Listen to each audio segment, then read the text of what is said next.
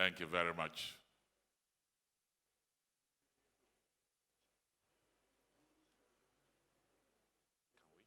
Yes.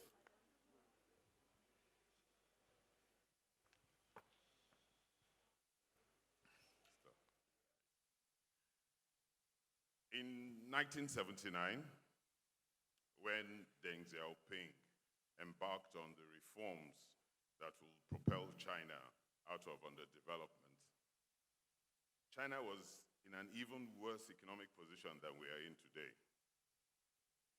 It had experienced what has been described as the deadliest famine in human history, and an estimated 40 million Chinese had perished as a result of the self-inflicted policies of the so-called Great Leap Forward. The entire Second Industrial Revolution had passed China by. China could have remained in the doldrums, a forgotten nation. Instead, chastened by the experience, her leaders put on their thinking caps, reformed their economy to attract investments, and developed their people to ride the wave of semi-automation that was changing the face of production for global consumer markets. Xiaoping was clear in his mind that his people had suffered enough, and he committed himself and the party to acting in their long-term interests.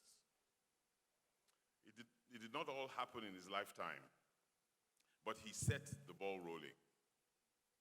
He was a hardened communist, but was prepared to do whatever was necessary. He famously declared that it does not matter whether a cat is black or white, so long as the cat catches mice.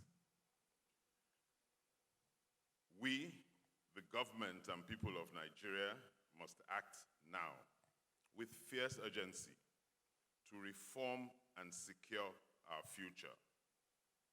We must, without any further bickering and equivocation, position ourselves to be part of and benefit from the fourth industrial and economic revolution. Your Excellency, the President of the Federal Government of Nigeria, President Muhammadu Buhari, GCFR, ably represented by the Vice President, here present virtually, His Excellency Professor Yemi Osinbajo, SAN, GCON, Your Excellencies, the governors here present, Governor Nasir El-Rufai, and the Nasarawa State Governor is just coming into the room.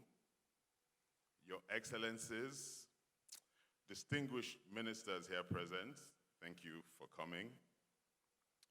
Your Lords Spiritual and Temporal, our special permanent secretaries, my colleagues on the board of the NESG, captains of industry, distinguished citizens of the Federal Republic of Nigeria, good morning and welcome. It's a great privilege and pleasure to deliver this opening statement at the 27th Nigerian Economic Summit.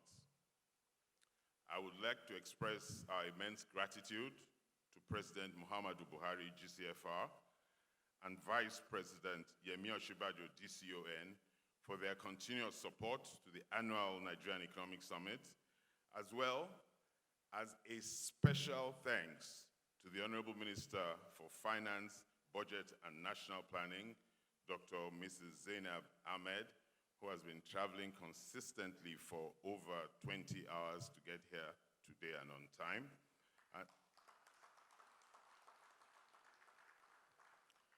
I'd also like to thank the Minister of State for Budget and National Planning, Prince Clem Ihana Deagba, for reinforcing the public-private sector partnership. We're truly grateful to you, Madam. We're grateful to the leadership and members of the National Assembly, our state governors, and members of the Federal Executive Council for keeping faith with the summit and working in the national interest with the Nigerian Economic Summit Group in these past years. We also thank our development partners as well as our sponsors for continuing to stand with us in these difficult times. I thank most especially the members and volunteers of the NESG for keeping the faith against all the odds. Finally, as I give thanks, I most sincerely thank my colleagues on the board of the NESG for giving up so much of their time and their resources in the national interest. They all always pay to serve. Thank you. With your help, we have since 1993 sustained the longest standing unbroken public-private dialogue mechanism in Africa, led and funded by the private sector, earning the NESG the World Bank PPD Howard's Award in 2017. The summit has generated immense interest from across Africa as to how we have built a co-creation platform that mobilizes the government, business development partners, academia, and civil society leaders to set crucial national policy priorities. While we may come across as talking and writing a lot, and we've been accused of that frequently, repeating ourselves and being persistent, the sustainability of evidence-based national dialogues and crucial conversations in the economy is our business, and it is our institutional mandate. Successive summits have facilitated the convergence of ideas that become recommendations, recommendations that become policy proposals, and some of these policy proposals have resulted in positive socioeconomic action and change. We understand that the development trajectory of our country may not reflect the efforts we have put into the past 26 summits and the work we do between summits. However, we must never forget that the most significant and impactful policies of successive administrations which emanated from summit discussions have not happened by chance, but rather they have happened by our collective, consistent, and sustained efforts as advocates and reformers. We honor and thank those patriots who, in the national interest and in their determination to enable a great country, conceived and conceptualized the Nigerian Economic Summit as the premier platform for public-private dialogue.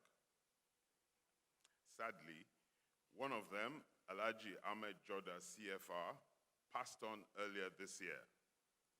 We paid tribute to his lifetime of service to our nation, as well as his unflinching dedication and support to the Nigerian Economic Summit. May I respectfully request that we observe a moment of silence in honor of this great man, Alhaji Ahmed Joda.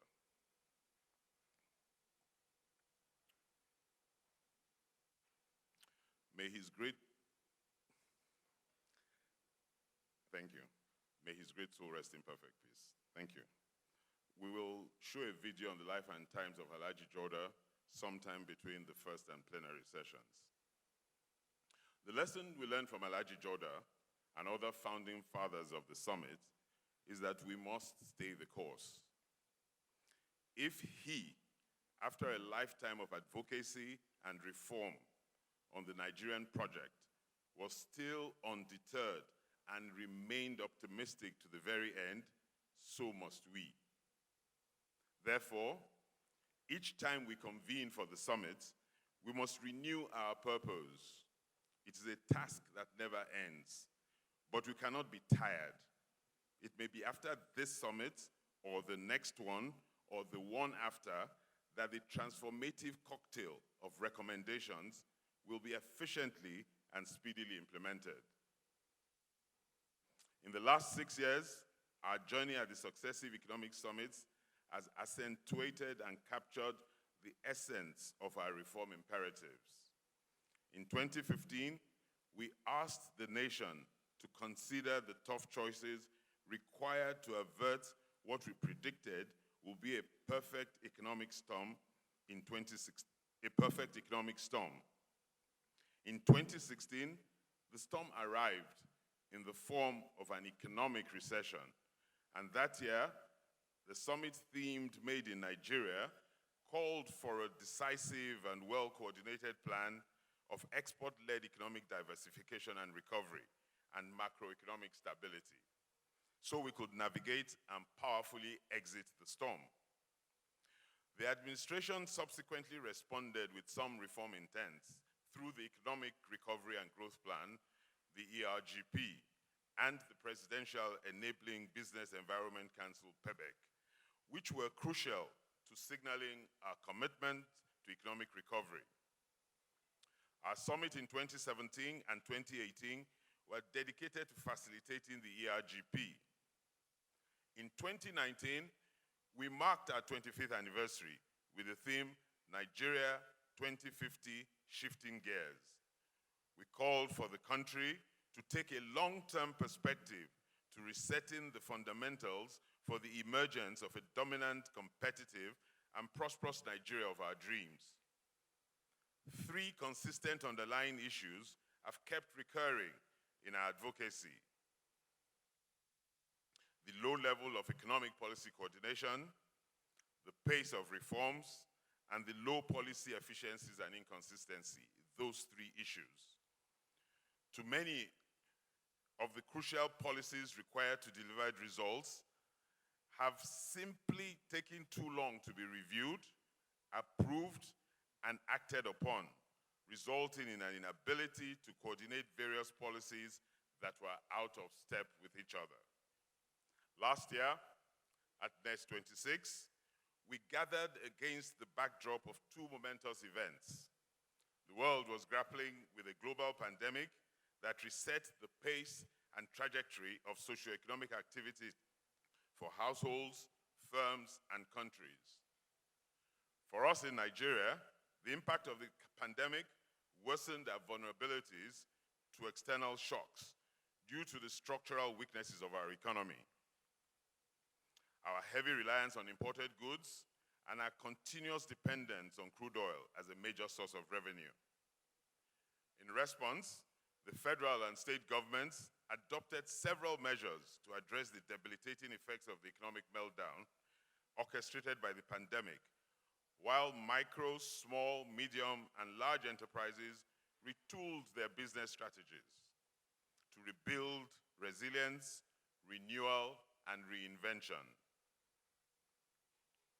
As we were still contending with the headwinds of the pandemic, our young people reminded us that the issues that matter to them must be the central priority of policy and governance. In doing so, they also demanded a prominent role in shaping the future of our country. We must not remain deaf to these demands.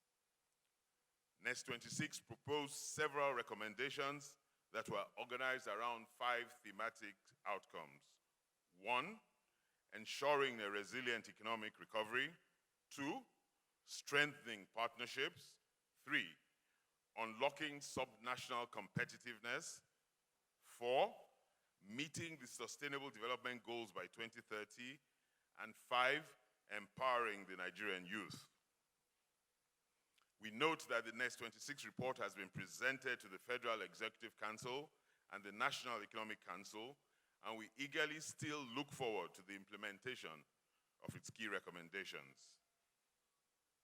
Distinguished ladies and gentlemen, the 27th Nigerian Economic Summit will continue from where we stopped last year, with the theme, Securing Our Future, the Fierce Urgency of Now.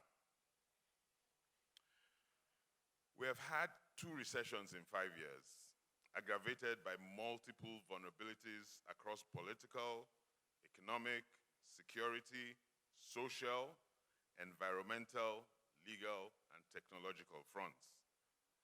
Like never before, the Nigerian Economic Summit is compelled to call on the collective will, capacity, resources, and commitment of all leaders in the governing class, in the business class, and in civil society to rise to the occasion of our times. This is no time for petty quarrels, blame games, and finger pointing.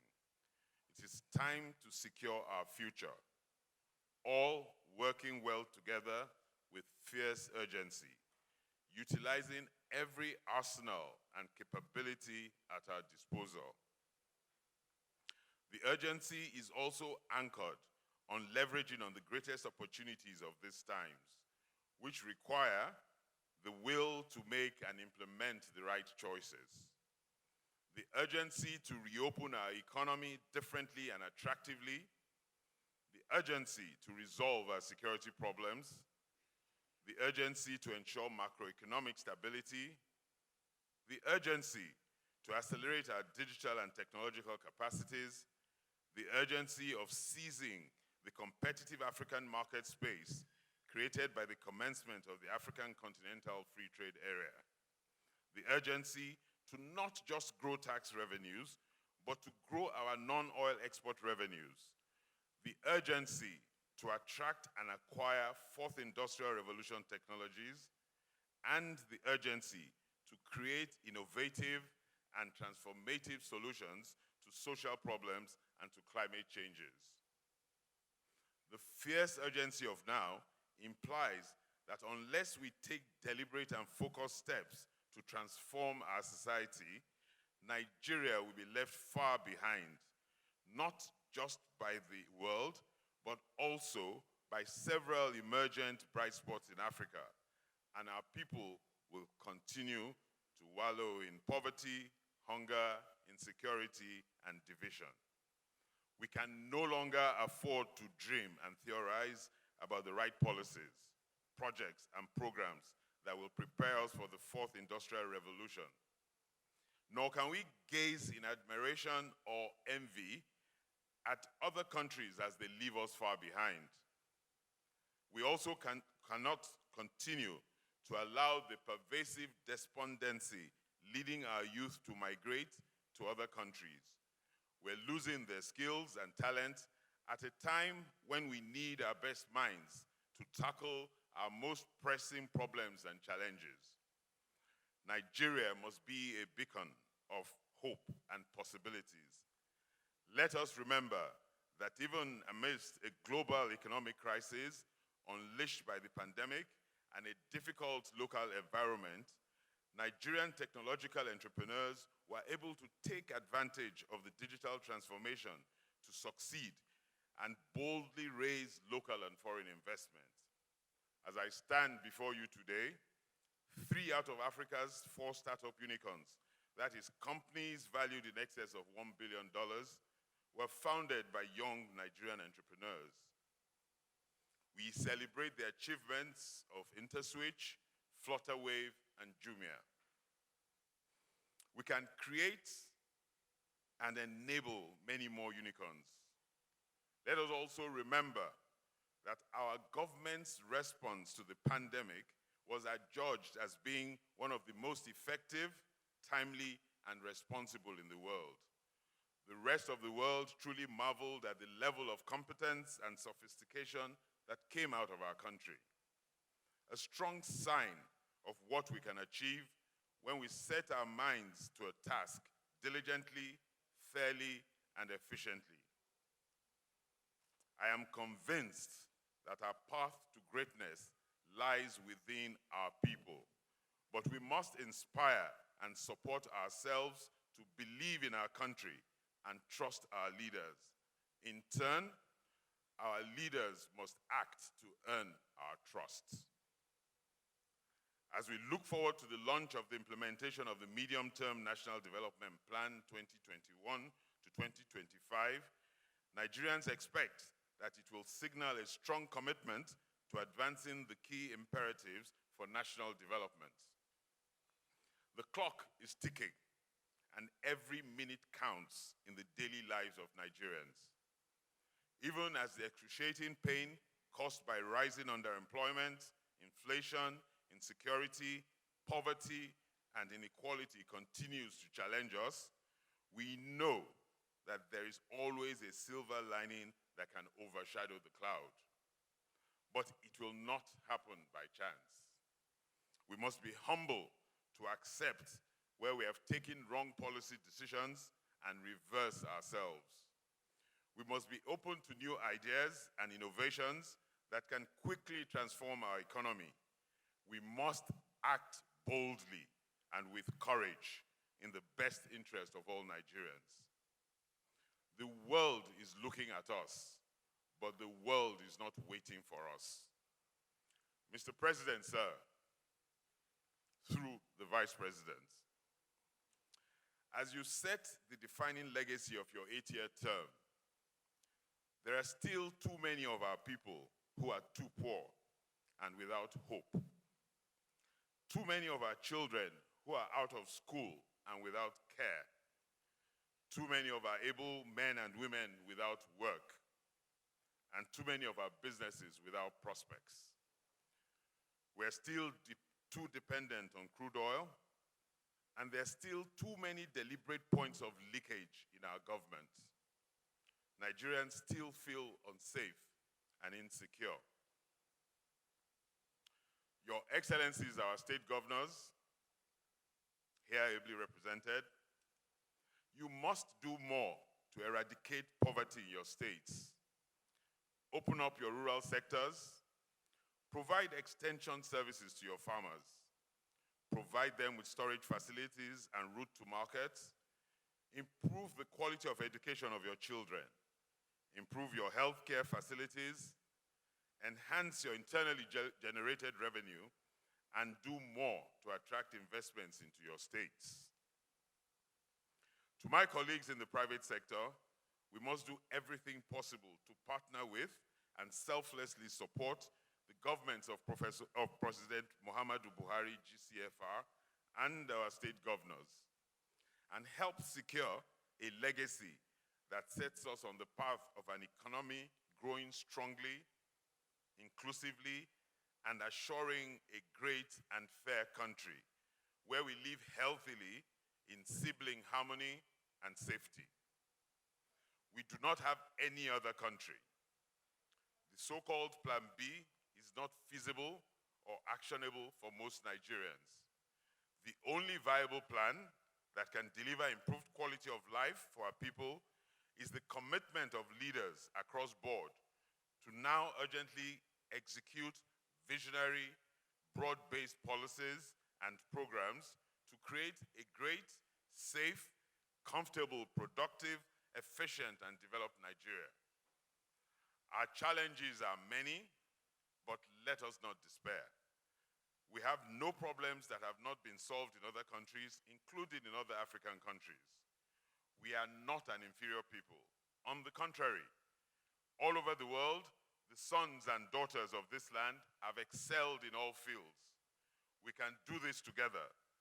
Let us get to work urgently. I thank you for being here.